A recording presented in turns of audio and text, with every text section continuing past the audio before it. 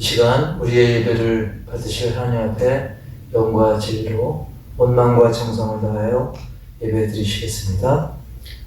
오늘 증거할 하나님의 말씀은 요한복음 14장 25절부터 27절까지 말씀, 요한복음 14장 25절부터 27절까지 말씀 제가 봉독하겠습니다. 내가 아직 너희와 함께 있어서 이 말을 너희에게 하였거니와 보혜사 곧 아버지께서 내 이름으로 보내실 성령 그가 너희에게 모든 것을 가르치고 내가 너희에게 말한 모든 것을 생각나게 하리라. 평안을 너희에게 끼치노니 곧 나의 평안을 너희에게 주노라. 내가 너희에게 주는 것은 세상이 주는 것과 같지 아니하니라. 너희는 마음에 근심하지도 말고 두려워하지도 말라. 아멘. 오늘은 늘 함께 도우시는 성령님이란 제목으로 함께 은혜의 시간이 되길 바랍니다. 최근 그 뉴스를 보니까 그 남양주에 있는 한 야산에서 50대 후반 여자분이 개에 물려서 사망하는 사건이 발생했더라고요. 그 뉴스에서 그 CCTV 영상을 이렇게 희미하게나마 보여주는데 옷차림이나 여러 가지 상황을 보니까 사실 그 건강하기 위해서 그 산에 올랐다가 그런 참변을 당한 것으로 보입니다. 자, 이렇게 허무하게 생을 마감할 줄 누가 짐작이나 했겠습니까? 그리고 그 이상으로 또 더 안타까운 사건이 있었죠. 21살밖에 안 되는 중앙대학교 그 의과대학생인 손정민 군 사건 계속 마무리가 안 되고 계속 뉴스에 나오고 있는데, 처음에는 실종 사건이었다가 결국은 그 차디찬 시신으로 발견되면서 많은 사람들을 안타깝게 만들었습니다. 그 부모의 심정이야 정말 우리가 조금만 생각해봐도 억장이 무너지는 그런 일이죠. 차라리 어디 납치라도 당했다고 한다면, 어디서 노예 생활이라고 또 하고 있다면, 그렇게라도 살아있기만 한다면 차라리 낫겠다 하는 것이 부모의 심정입니다. 한편 또 공부를 차라리 못해가지고 의대를 가지 않고 그냥 가까운 곳에서 알바로 하루하루 때우더라도 살아만 있었으면 얼마나 좋을까. 그게 바로 이 부모의 안타까운 심정인 것입니다. 이미 고인이 됐지만 그 청춘에 얼마나 계획이 나름대로 있었겠습니까? 그리고 그 부모도 그 기대가 또 얼마나 있었겠습니까? 아까 처음에 말씀드린 그 여자분도 개에 물려서 이제 돌아가신 분도 그렇고, 사람들은 이런저런 계획을 세우지만 참 세상이 내 맘같이 되지 않고 하루아침에 날벼락 같은 일이 생기기도 하고, 정말 한치 앞을 알 수 없는, 마치 그 안개가 자욱한 그 새벽의 그 길을 걸어가는 것 같은, 그게 바로 우리의 세상살이고 인생길인데, 그럼에도 불구하고 사람들은 세상 그 무엇보다 확실한, 무엇보다 완벽하시고 무엇보다 확실한 그 하나님은 뒤로 한 채, 하나님에 대해서는 미루어버린 채 자기 방식대로 살려고 하는 것이 세상의 많은 사람들이죠. 그러다가 큰 어려움을 당하고 나서야 뒤늦게 하나님을 찾는 경우가 많습니다. 그나마 그렇게라도 하면 뒤늦게라도 찾으면 괜찮은데, 어려움이 닥쳐도 어떻게든 하나님 없이 내 힘으로, 사람의 힘만으로 어떻게 해보려고 그 아등바등하는 것이 사람의 참 연약함이고 그 미련함이죠. 야고보서 4장 14절에 보니까 내일 일을 너희가 알지 못하는도다. 너희 생명이 무엇이냐? 너희는 잠깐 보이다가 없어지는 안개니라 라고 말씀하고 있습니다. 이 세상살이 자체가 안개 같고, 우리의 목숨 역시도 잠깐 보이다 없어지는 안개처럼 이 세상에 잠깐 다녀가는 겁니다. 그런데 우리가 사실 하나님 믿는다고 해서 안개가 덜 끼는가? 그건 아니죠. 안개가 덜 끼는 건 아니지만 차이가 있습니다. 분명한 차이가 있어요. 바로 우리 믿음의 사람들은 최종 목적지가 확실하다는 것입니다. 이 세상 살이가 전부가 아니고, 이 세상 사는 것이 끝이 아니고, 저 높은 곳, 예비하신 하나님 나라에 대한 그 목적지에 대한 확신이 있기 때문에 설령 고난이 닥쳐도, 심지어는 죽음이 닥쳐온다 할지라도 그것은 마치 요단강처럼 그냥 건너가는, 그냥 지나가는 하나의 과정일 뿐으로 우리가 여기기 때문에 우리는 목적지가 분명하기 때문에 우리는 소망이 있고 이 확신 안에 거할 수가 있다는 사실이죠. 그리고 무엇보다 하나님 아버지께서는 우리를, 하나님의 자녀들을 향해서 너희도 그냥 알아서 살아라 이렇게 방치하거나 내버려 두지 않고 우리를 도와주십니다. 어떻게 도와주시냐면 도우시는 영을 통해서 도와주시는데, 그 도우시는 영을 두 글자로 하면 바로 성령입니다. 그래서 우리 하나님 아버지는 성령님을 약속하셨고 그 약속대로 성령님을 보내주신 거예요. 오늘 본문 말씀도 바로 그에 대한 말씀인 것입니다. 당시 예수님은 앞으로 되어질 일, 앞으로 있을 일들을 제자들에게 말씀하시는데 그 내용을 보면 예수님이 말씀하는 거예요. 이제 내가 조만간 잡힌다. 내가 조만간 체포당하고 내가 고난당하고 내가 또 나무에 달려 죽고, 하지만 그게 끝이 아니고 부활하고 승천하시고, 그러면서 이제 너희들과는 함께 내가 있지 못한다. 여기까지만 생각하면 아이고 예수님 이제 우리와 함께 하지 않는다는 거 아닙니까? 어떻게 보면 절망적으로 느껴질 수 있죠. 그러나 그게 끝이 아니죠. 얘들아, 여기까지다. 여기가 끝이다. 나 이상 더 이상 못 봐. 근데 그걸로 끝나지 않고 그게 다가 아니고 예수님은 약속했어요. 뭘 약속했냐면 성령님이 오실 것을 약속하신 겁니다. 그래서 예수님은 비록 내가 잡혀서 고난당하고 죽고 하지만 제3일에 부활해서 승천해서 육체로는 너희와 함께 있지 못하지만 성령님이 와서 너희를 도와줄 것이다. 그러니 너희들 걱정하지 말아라. 두려워하지 말아라. 참 평안을 너희에게 주겠다. 그 약속을 하신 거예요. 그 성령님을 가리켜서 다른 이름으로 뭐라고 표현하냐면 보혜사, 세 글자로 보혜사라고 표현합니다. 이 보혜사의 그 원문의 뜻은 뭐냐면 돕는 자, 위로하는 자, 또 변호하시는 분, 중재해 주시는 분. 우리에게 나에게 전속 변호사가 있다. 얼마나 든든하겠습니까? 우리가 정말 하나님과의 관계가 죄로 인해 막막해지고 끊어졌을 때 하나님과 나 사이를 중재해 주는 분이 있으면 얼마나 좋겠습니까? 우리가 힘겹고 위로가 필요할 때 날 도와주시고 위로해 주시는 분이 있다면 얼마나 좋겠습니까? 그분이 바로 성령님이고 그분을 약속하셨고 그분이 오셨고 그 성령님은 지금 이 시간에도, 지금 이 말씀이 선포되는 이 순간에도 말씀을 통해 역사하고 이 예배 가운데도 역사하시고 지금 예배 드리는 여러분과 그리고 저와 함께 하심을, 항상 함께 하시고 앞으로도 계속 함께 하심을 믿으시기 바랍니다.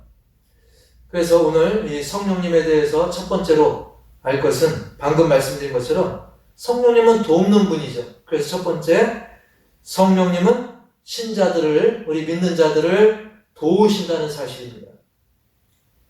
요한복음 14장 26절 보면 보혜사 곧 아버지께서 내 이름으로 보내실 성령, 그가 너희에게 모든 것을 가르치고 내가 너희에게 말한 모든 것을 생각나게 하리라. 아멘. 아까 보혜사 원문으로 말씀드렸지만 이 한문으로도 그 뜻이 같이 통하는데요. 보혜사 할 때 보는 보호한다는 거죠. 해는 은혜를 베푸신다는 겁니다. 사는 스승사자, 사부님 할 때 사자에서 가르치신다는 의미가 있어요. 그래서 성령님께서는 우리를 보호하시고 성령님을 통해 우리는 하나님의 은혜를 받고 누리고 깨닫고 그리고 하나님이 스승사자, 스승님이 되셔서 성령님께서 우리에게 깨닫게 해주시는 그리고 가르쳐 주시는 생각나게 하시는 그런 일들을 성령님을 통해서 해주신다는 거예요. 그래서 우리는 살면서 이거 어떡하지? 그런 모든 고민, 근심, 걱정, 염려 이런 것들을 아무것도 아닌 것처럼 되어버리게 성령님께서 우리를 세밀하게 간섭하시고 돌봐주신다는 그런 말씀인 것입니다. 그동안 지나왔던 우리 호산나 교회 역사들, 우리 교회 역사를 살펴보면 정말 돌이켜보면 성령님의 역사였던 것입니다. 뿐만 아니라 우리 한심령, 나 개인, 여러분 한 사람 한 사람 지나온 세월들 돌이켜봐도 역시 성령님의 역사였던 것입니다. 처음 우리 호산나 교회가 개척되어지고 그리고 점점 은혜 가운데 치유, 회복 그리고 부흥의 역사. 근데 저는 제일 위대한 역사가 뭐냐면 그 중에서도 불신 영혼이, 예수 안 믿는 영혼이 우리 호산나 교회를 통해 사망에서 영생으로 거듭나는 그것이 최고의 기적이고 최고의 그 성령의 역사인 것을 분명히 믿습니다. 그거야말로 기적 중에 기적이죠. 영원히 지옥에 떨어질 심령이 영원한 생명, 천국으로 옮겨진 거, 이것만큼 더 큰 기적이 어디 있겠습니까? 그 기적이 있어왔고 지금도 진행되고 있고 앞으로도 이루어질 것입니다. 그런 놀라운 기적들을 일일이 다 기록하면 책으로서도 여러 권이 나올 것입니다. 제가 처음에 여기 부임했을 때도 처음엔 막막했었고요. 또 사역하면서 물론 고비들도 있었습니다. 그러나 지금까지 지내온 그 역사를 보면 정말 이건 사람의 생각으로는 안 되는 거죠. 사람의 계획으로 했으면 도저히 이룰 수 없었던 것입니다. 바로 성령님의 역사였고 성령님의 도우시는 손길이었던 것입니다. 그래서 우리 교회뿐만 아니라 저나 여러분 한 분 한 분의 그 삶을 돌아보면 우리가 그 당시는 모르고 지나가서 그렇지 그야말로 하나님의 은혜요 성령님의 도우심의 역사인 것을 믿습니다. 따라서 우리는 그저 내 지식과 상식과 경험으로 예상하고 섣불리 판단하기보다는 차분하게 나의 삶 가운데 세밀하게 간섭하시는 그 성령님께 도우심을 구하시기 바랍니다. 성령님, 내 삶을, 내 생각을 주장하여 주옵소서. 간구하시기 바랍니다. 요즘 세상이 어떻습니까? 막 이단도 많고 사이비도 많고 온갖 설들이 난무합니다. 온갖 이론들이 난무합니다. 뭐가 진리인지 헷갈릴 정도로 그리고 특히 악한 영들, 이단 사이비들 가운데서도 거기에도 악한 영이 막 역사에서 체험을 막 시키기도 합니다. 이런 사이비 같은 데서도 때로는 치유와 기적이 일어나기도 해요. 악한 영들이 그 영혼을 삼키기 위한 작전들이죠.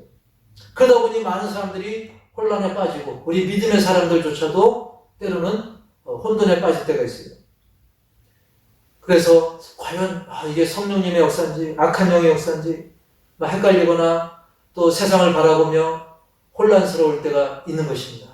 우리가 사람이니까 연약하니까 그럴 때가 있는 거예요. 그래서 하나님은 확실한 기준을 주셨어요. 확실한 성령님의 통로를 말씀해 주셨어요. 자, 그래서 두 번째로 성령님은 말씀으로 임하신다는 겁니다. 이 성령님은 말씀의 기초 위에, 말씀의 반석 위에 그 기반을 두고 있다는 거예요. 어떤 그 잘못된 기도원이 다 나쁘다는 건 아니지만 간혹 이상한 기도원, 잘못된 기도원이라든지 사이비 같은 데서는 그렇게 가르칠 때가 있다고 해요. 성령을 받으려면 할렐루야를 1000번 해라, 10,000번 해라. 그래서 기도굴 같은데, 골방 같은데 가서 할렐루야, 할렐루야 하다 보면 혀가 이상하게 꼬여가지고 막 이상한 발음이 나오면 그거를 막 성령 받았다라고 인위적으로 억지로 성령 체험을 이렇게 강조하는 경우도 있어요. 여러분, 성령님의 역사는 그저 우리가 막 무아지경에 빠지고 황홀경에 빠지고 억지로 인위적으로 내 감정에 깊이 빠지는 그것이 진정한 성령 체험은 아닌 것입니다. 성령 충만함, 성령의 체험은 가장 그 중심이 말씀입니다. 말씀이 중심인 거예요. 그래서 실제로 이 감정과 현상에 거기에만 얽매이다 보면 막 뜨거웠던 것 같지만 한순간에 추락해요. 냄비 식듯이 급속도로 식어버리는 경우가 있어요. 그래서 왕년에 강함 체험했다라고 막 교회를 휘젓던 사람들이 어느 날 보면 교회 안 다니는 경우도 있고요. 사이비 이단 이상한 데로 빠지는 경우도 있고 막 시들시들해져서 그냥 간신히 출석만 간신히 하는 경우도 있어요. 그러면 과연 우리가 이 혼란한 시대에 어떻게 중심을 두고 어디에 중심을 두고 무엇의 기준을 둬야 되겠습니까? 역시 기준은 우리 예수님이죠. 예수님의 사역을 쭉 보면 예수님도 말씀으로 성령을 약속하셨고 그리고 실제로 예수님의 그 말씀대로 성령님이 임하셨습니다. 그리고 예수님 승천 이후에 사도들을 통해 말씀이 선포될 때 또 성령의 역사가 일어났던 것입니다. 그리고 예수님의 베푸신 기적들도 가만히 살펴보면 그 핵심은 말씀 선포였어요. 천국복음 선포였던 것입니다. 말씀으로써 온갖 기적과 치유도 일어났고 그리고 귀신을 쫓을 때도 마귀와 대적할 때도 말씀으로 예수님은 귀신을 물리치고 마귀를 쫓아냈던 것입니다. 바다의 풍랑을 잠잠하게 한 것도 말씀으로 선포했던 거죠. 여러분, 또 마가다락방의 성령 충만 역사 역시도 말씀이 그 핵심이었던 것입니다. 바울도 말씀을 통해 그 간수의 자살을 막고 그 가족을 정말 천국길로 인도했던 것입니다. 이렇게 말씀을 읽고 말씀으로 가르치고 말씀으로 선포할 때 성령님의 강력한 역사가 이루어지는 것입니다.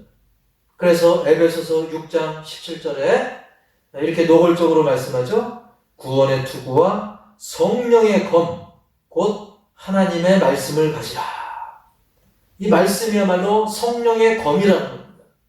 성령의 검으로 정말 수술하고 치유하고 회복시키고 잘못된 거 도려내고 그리고 성령의 검으로 악한 대적, 이 마귀를 물리치고 이렇게 우리에게는 예수 믿는 우리에게는 강력한 이 성령의 검, 말씀이 우리에게 주어졌음을 믿으시기 바랍니다. 그래서 우리가 이 말씀의 중심을 두면 흔들리지 않는 것입니다.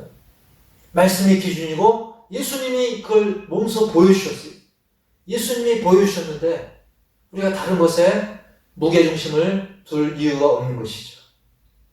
그리고 세 번째로는 성령님은 참 평안을 주신다는 것입니다. 자, 바로 보혜사 성령님께서 약속대로 오셔서 모든 것을 가르치고 너희에게 말한 모든 것을 생각나게 하신다고 했는데 이렇게 성령님이 임하신 결과가 27절입니다. 성령님의 그 결과로 우리 가운데 성령이 역사하신 결과로 27절이 있다는 거예요. 27절을 보시면 평안을 너희에게 끼치노니 곧 나의 평안을 너희에게 주노라.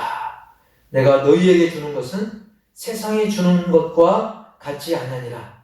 너희는 마음에 근심하지도 말고 두려워하지도 말라. 할렐루야. 바로 성령님이 계시면 진정한 평안이 임하는 것입니다.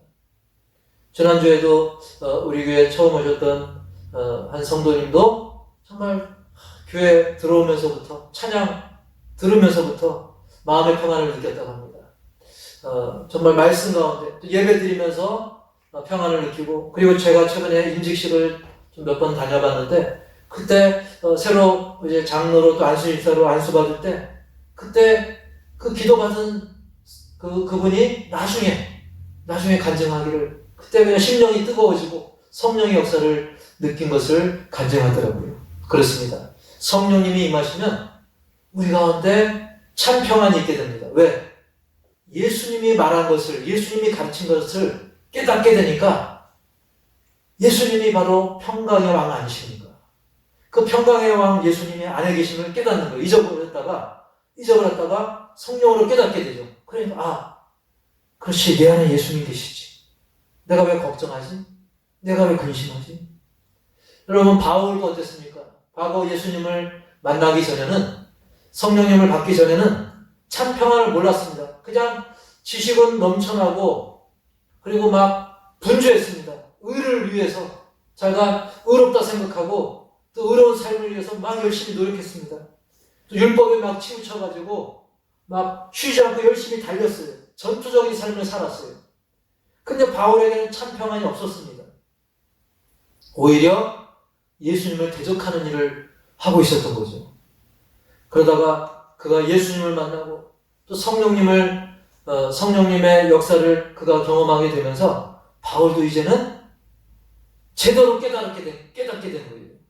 예수님이 하신 말씀이 뭔지, 예수님이 하고자 하는 것이 뭔지, 하나님이 바울을 통해서 하고자 하는 것이 뭔지 성령님이 알게 하시거든요. 성령님이 깨닫게 하시거든요. 그래서 바울도 이제는 아는 거예요. 이제는 인생이 뭔지를 알고 죽음이 뭔지를 알고 죽음 이후에 어떻게 되는지를 알고, 그렇지, 죽음 이후엔 천국이 있지, 죽음 이후에는 지옥도 있고 천국이 있지, 나는 예수님을 믿으니 저 천국에서 영생을 누리리라, 이것을 깨닫게 되니까 마음에 진정한 평화가 찾아오는 겁니다. 그렇기 때문에 비록 바울은 사형을 기다리는, 언제 죽을지 모르는, 언제 처형당할지 모르는 그런 차디찬 감옥 속에서도 그의 입술에서는 기도가 나오고 더 놀랍게도 그의 입술에서는 찬송이 나왔던 것입니다. 그러면서 거기서 기적이 일어나고 오히려 그곳에서 간수를 구원하게 하는, 간수와 그 가족을 구원의 길로 인도하는 복음의 열매를 맺는 복의 통로가 되는 장소가 바로 그 감옥이 됐던 것입니다. 내 주 예수 모신 곳이 그 어디나 하늘나라, 그 찬송 가사처럼 우리 안에 성령님이 계시면 진정한 깨달음이 있기 때문에, 진정한 지혜가 임하기 때문에 참 평안을 우리가 누리게 된다는 거예요. 그전에 막막했었는데 이제 성령님께서 알게 하시기 때문에 참 평안이 임하는 거죠. 사랑하는 성도 여러분, 지난 한 주간 우리의 삶을 돌이켜보시기 바랍니다. 과연 내가 성령의 인도하심 속에서 참 평안을 누렸는가? 아니면 그냥 분주하게 하루하루 그냥 시간 그냥 허송세월하고 바쁘게 분주하게 그냥 헤매었던 한 주였는가? 그리고 정말 한 영혼 구원을 위해서 과연 내가 무엇을 했는가? 정말 진심으로 기도를 했었는가? 사람들이 참 요즘은 핑계대기 좋은 시기이긴 합니다. 코로나 시대니까 할 게 아무것도 없어. 물론 쉽지 않죠. 저 역시 다른 사람들 접촉하는 것이 쉬운 일은 아닙니다. 이건 누구나 다 마찬가지죠. 하지만 우리가 그래도 전화는 할 수 있죠. 전화. 그래서 저 역시 접촉이 어려우니까 정말 오랫동안 뜸했던 분들과 뭐 전화라도 해보니까 오히려 너무나 반가워하고 굉장히 고마워하더라고요. 그렇습니다. 뭔가 뭐 거창하지 않아도 좋습니다. 그냥 간단한 통화 한마디라도, 위로의 한마디라도, 정말 그 불신 영혼을 사로잡고 있는 그 악한 영을 대적하기 위해서 우리 사람의 힘으로만은, 인간의 힘으로만은 한계가 있기 때문에 우리가 평소에 성령님의 도우심을 구하는 기도를 하면서 내가 할 수 있는 작은 거라도, 전화 한 통이 됐든 뭐 아주 작은 성의 표시가 됐든 뭐라 할지라도 그 작은 거라도 우리가 믿음을 가지고 성령의 지혜를 따라 하면 그 가운데 성령님께서 더 지혜를 주시고 더 선한 길로 인도하시고 더욱더 복된 열매를 맺게 하실 줄 믿으시기 바랍니다. 그래서 우리가 그냥 안 믿는 사람과 똑같이 그냥 코로나 때문에 안 돼. 그러면 우리가 다를 게 뭐가 있겠습니까? 우리 믿음의 사람들은 이 코로나 시대를 살아가는 방법도 역시 말씀이 기준이 되어야 되고, 성령의 역사는 코로나보다 더 심한 그런 반대적인 역사가 있다 할지라도, 코로나보다 더 심한, 더 강력한 이 방해 요인이 있다 할지라도, 성령님께서는, 우리 하나님 아버지께서는, 그리고 우리 예수님께서는, 우리 삼위일체 하나님께서는 능히 이길 수 있도록 힘주시고 지혜주시고, 그리고 할 말을 생각나게 하실 줄 믿으시기 바랍니다. 그리고 이미 우리 안에 성령이 있음을 우리는 잊지 말아야 돼요. 제가 요즘 예배를 좀 빠져서 성령이 없어요. 제가 죄를 졌더니 성령이 없어요. 그렇지 않습니다. 고린도전서 12장 3절에 보면, 고린도전서 12장 하반절 보면, 성령으로 아니하고는 누구든지 예수를 주시라 할 수 없느니라 그랬습니다. 즉, 내가 예수님을 주님으로, 즉 예수님을 주로 고백한다면 그 안에 이미 성령님이 계시다는 거예요. 다만 우리의 믿음이 좀 약해졌을 뿐이지, 내 경험, 내 지식에 의지하니까, 또 세상 바라보니까 좀 내 믿음이 좀 약해질 수는 있어요. 하지만 그렇다고 성령님이 없는 건 아닙니다. 우리가 예수님을 주로 고백하는 사람에게는, 진심으로 예수님을 주로 고백하는 사람에게는 성령님이 그 안에 계심을 믿고, 결코 이제는 사탄의 속삭임, 야 성령님 안 계셔, 성령님 떠나셨어, 너 어차피 안 돼, 이런 마귀의 속임수에 속지 마시기 바랍니다. 그리고 성경은 우리 몸을 성령님이 거하시는 즉 우리 안에 성령님이 계신다, 너희는 성령님이 거하는 성전이다, 즉 우리 심령이 성전이라는 거예요. 고린도전서 6장 19절에 고린도전서 6장 19절에 말씀하시는데요. 너희 몸은 너희가 하나님께로부터 받은 바 너희 가운데 계신 성령의 성전인 줄을 알지 못하느냐. 너희는 너희 자신의 것이 아니라. 할렐루야. 여러분 가운데 성령님이 계신 줄 믿으시기 바랍니다. 그래서 정말 이 성령 강림주의를 맞아서 말씀 가운데 임하시는 보혜사 성령님께서 우리를 항상 도와주시고, 우리를 유래해 주시고, 변호해 주시고, 중재해 주시고, 그렇기 때문에 우리는 두려워하지 말고 오직 성령님 의지해서, 그리고 말씀을 기초로 해서 어떤 상황 속에서도 더욱 기도와 영혼 구원에 힘쓰는 우리 모두가 다 되시기를 주님의 이름으로 간절히 축원합니다. 기도하겠습니다. 하나님 아버지, 성령 강림주의를 맞아서 늘 함께 도우시는 성령님을 묵상하였습니다.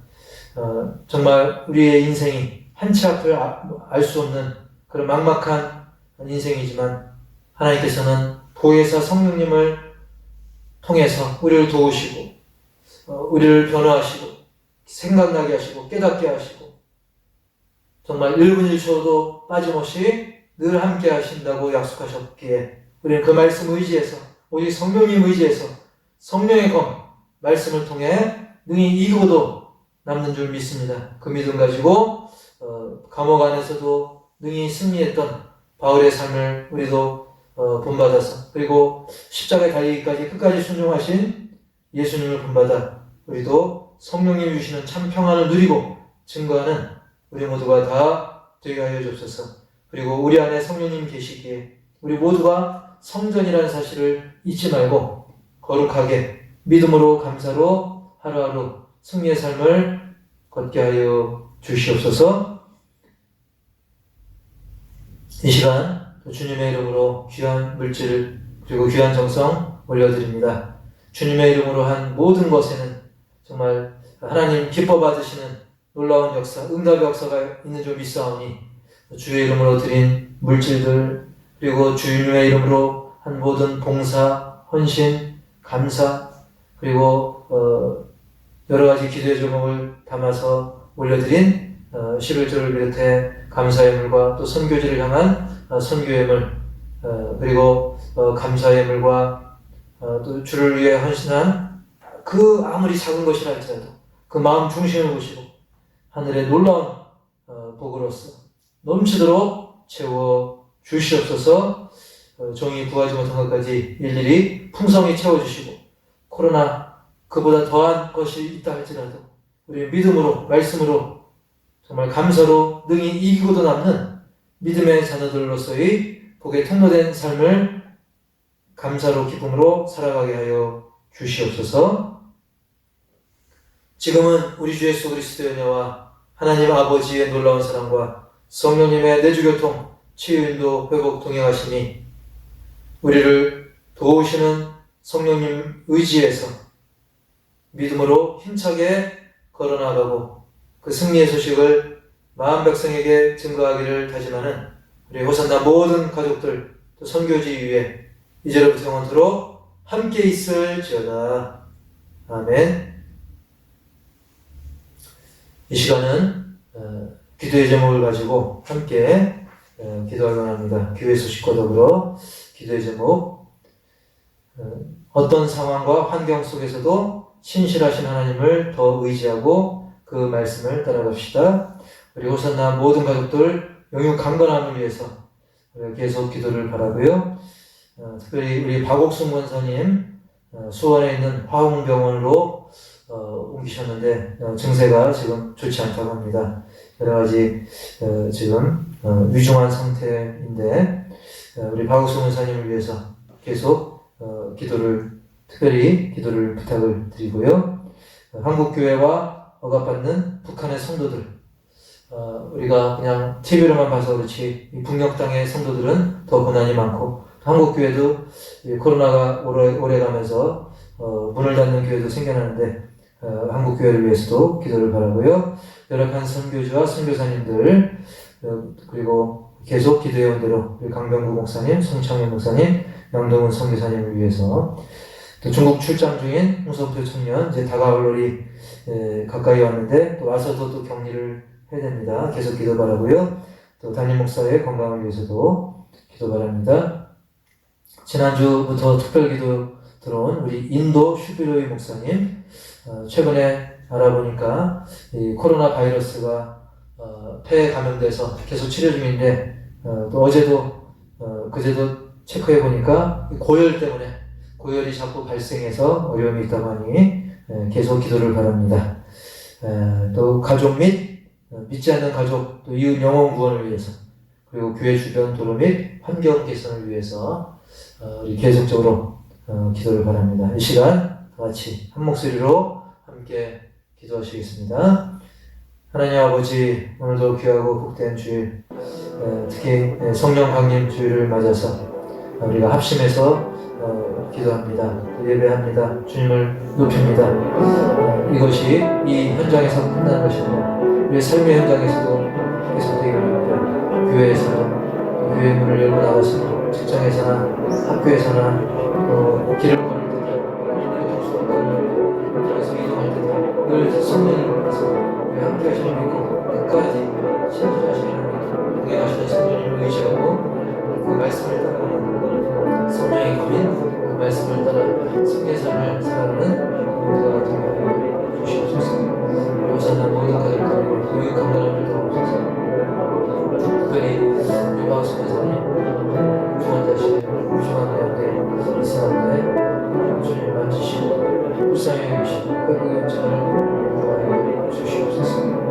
주여 구급 발령 은혜 가운데 정말 남은 여성 주안에서 주는 자들을 부탁하고 권사님 다시 한번 기회를 주셔서 인생을 따르는 데 정리하고 주옵소서. 최정식 권사님 감사합니다.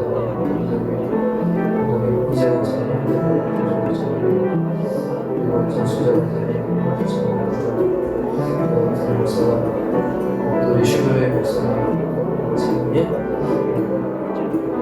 목사님, 송철 목사님,